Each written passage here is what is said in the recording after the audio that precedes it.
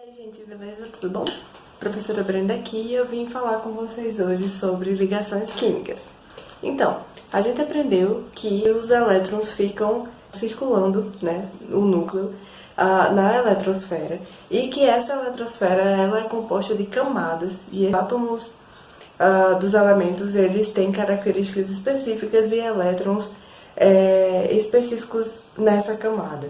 A gente aprendeu que essas camadas só podem ter até um número possível, né, um número máximo de elétrons, e a última camada que possui elétrons de um átomo é chamada de camada de valência. Então a gente aprendeu que os elementos químicos tendem a procurar estabilidade, e a procurar estabilidade significa ter 8 elétrons na camada de valência, se assemelhando então aos gases nobres, que já são elementos estáveis.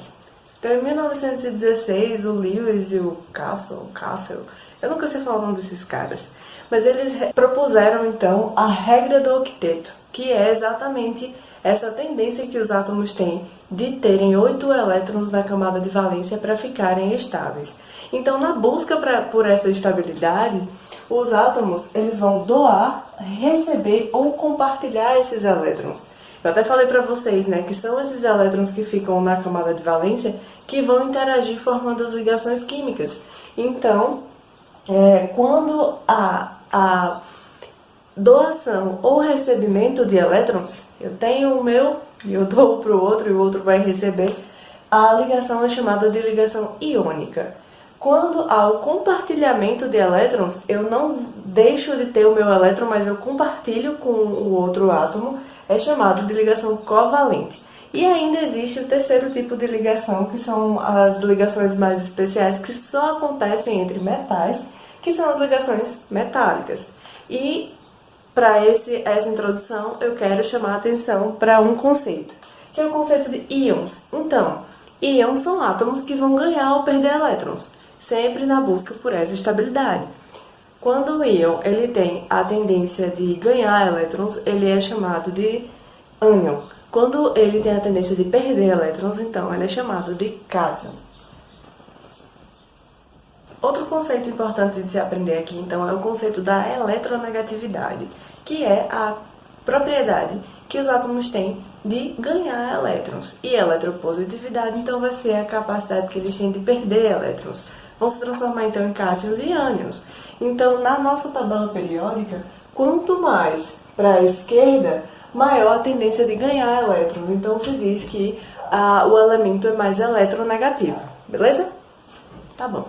Então, uma ligação iônica, ela geralmente acontece entre um metal e um não metal, ou entre um metal e o hidrogênio. Como assim? Acontece entre elementos que são eletronegativamente marcantes. Tá bom, professor? Isso não facilitou.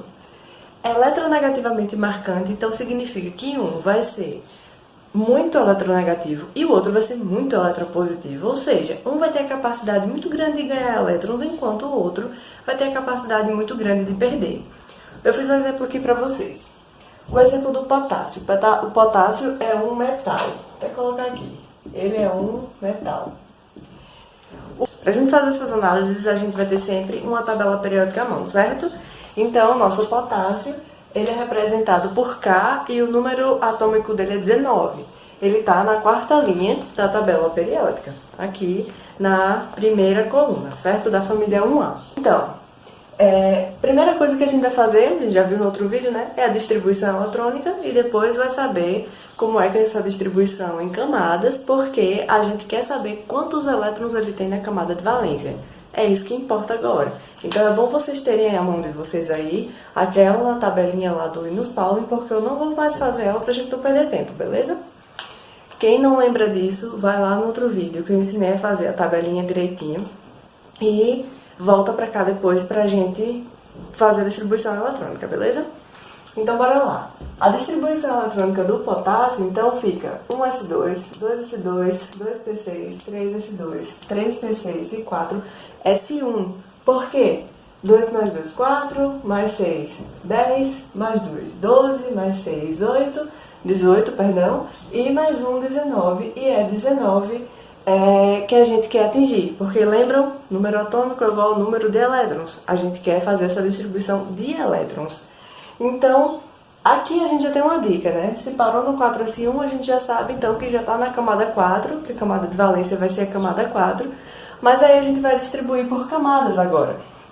A gente sabe, para ter a prova real disso, para tirar a prova disso, então a gente pega a tabela periódica e vê em que linha o potássio está. O potássio está na quarta linha. Então, ele tem 4 camadas. Distribuir aqui, camada 1, 2, 3 e 4.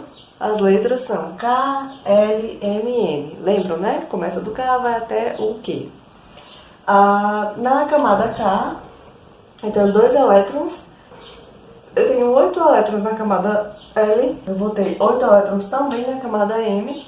E na camada N eu tenho 1 elétron. De novo, se vocês não entenderam isso aqui, volta no outro vídeo, que isso aqui vai fazer sentido. Na distribuição eletrônica, beleza? Quando a gente vem pra cá, nessa distribuição por camadas, então a gente sabe, a gente descobriu que é a camada 4, com 1 elétron orbitando na camada 4, é a nossa camada de valência. Então, eu coloquei a representação aqui para vocês. O potássio tem 4 camadas e na última camada dele tem 1 elétron lá, sobrevivendo, né, na camada de valência. Lembra da regra do octeto? Eu preciso ter 8. Então, vamos pensar comigo. É mais fácil ganhar 7 elétrons ou perder esse elétron que tá aí sobrando? É mais fácil perder, né? Então, o potássio, ele tem a tendência de perder esse elétron. Quando ele se junta com alguém que tem a tendência de ganhar esse elétron, casamento perfeito. Então, a representação do potássio vai ficar assim. Ele tem 1 elétron para doar. Esse elétron aqui, ele vai ser perdido, vai ser doado para alguém que tem a tendência de ganhar. Então, vou fazer um exemplo clássico com vocês aqui, que é o exemplo do sal de cozinha. Vamos limpar esse quadro. Então, vamos fazer o exemplo do sal de cozinha, que é constituído por sódio e cloro, certo? Então, o NaCl, que é esse composto, eu quebrei eles dois aqui, eu vou fazer o do sódio para cá e o do cloro para cá, e vamos ver como é que essa ligação acontece, tá certo? Vamos lá, primeira coisa, vem na tabela periódica que o sódio ele tem número atômico 11 e que o cloro tem número atômico 17. Vamos lá, primeira coisa, a distribuição eletrônica. Mesma coisa aqui do outro lado, vou fazer logo assim para não perder tempo. 1s2, 2s2, 2. Então, a distribuição para o sódio é 2 mais 2, 4 mais 6, 10 mais 1, 11. Então, eu fiz aqui a distribuição, eu não estou olhando porque eu já sei isso aqui, mas eu aconselho de novo que vocês sempre olhem lá para a tabelinha do Linus Pauling, ok? Pelo menos até vocês pegarem em prática. A segunda coisa, então, é fazer a distribuição por camada. Então, bora lá. O Na está onde na tabela periódica? Está na terceira linha. A gente já tem uma ideia de que ele vai ter 3 camadas, porque a distribuição dele eletrônica acabou aqui no 3. Mas só para garantir, a gente olha na tabela periódica e vê que ele está na terceira linha. Então, ele tem 3 camadas. Vamos lá, então. 1, 2, 3. K, L, M. Na primeira camada, ele vai ter 2 elétrons. Na segunda camada, ele vai ter 8. E na terceira camada, ele vai ter só 1. Então, essa aqui é a minha camada de valência. Então, significa que o sódio... Vou colocar aqui embaixo. Que o sódio, ele só vai ter 1 elétron na camada de valência. Doidinho para ir embora. Vamos fazer agora do cloro.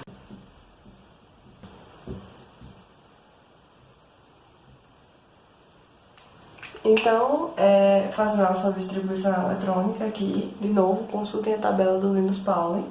E analisando agora a distribuição por camadas. A gente já tem pela distribuição na cabeça que existem 3 camadas, né? 1, 2 e 3. Eu tenho essa dica.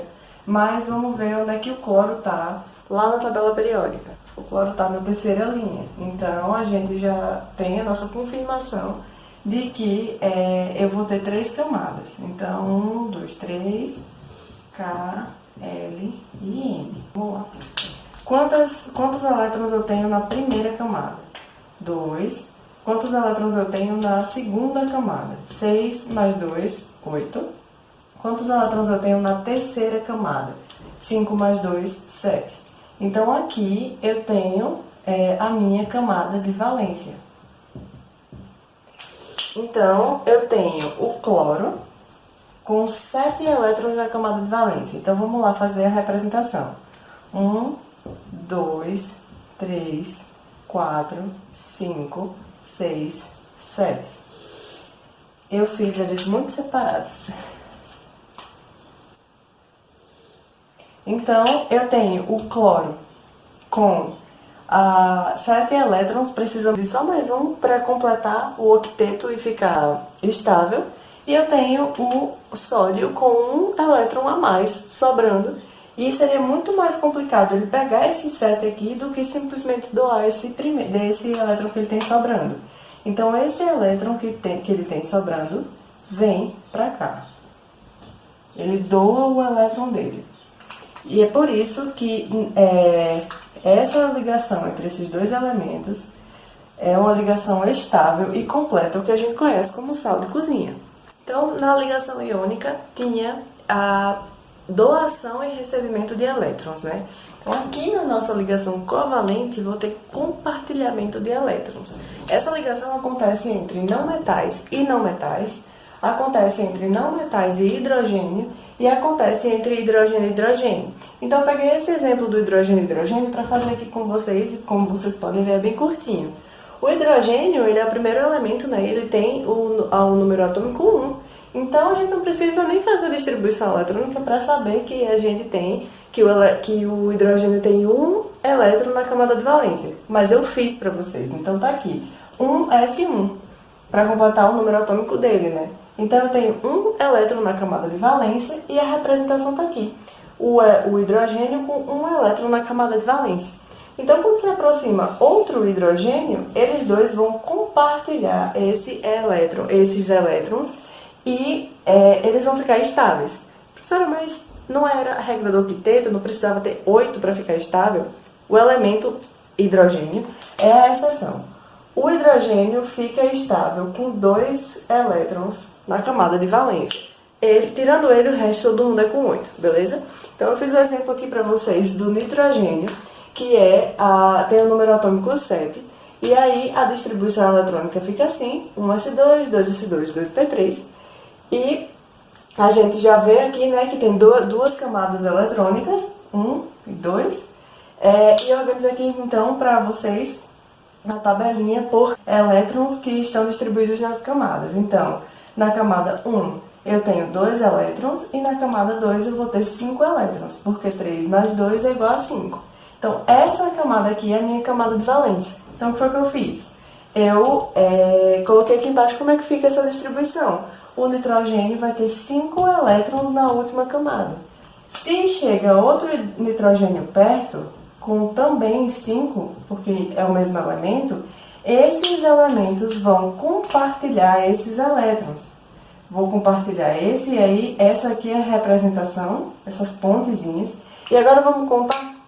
1, 2, 3, 4, 5, 6, 7 e 8. Ficou estável. 1, 2, 3, 4, 5, 6, 7 e 8. Ficou estável. A ligação ficou estável. Então, por último, a gente tem o terceiro tipo de ligação, que são as ligações metálicas, que acontecem entre metais. Então, basicamente, os metais eles têm a tendência sempre de doar elétrons, e a gente já viu isso lá no começo do vídeo, com o exemplo do potássio. Se não lembra, pausa e volta.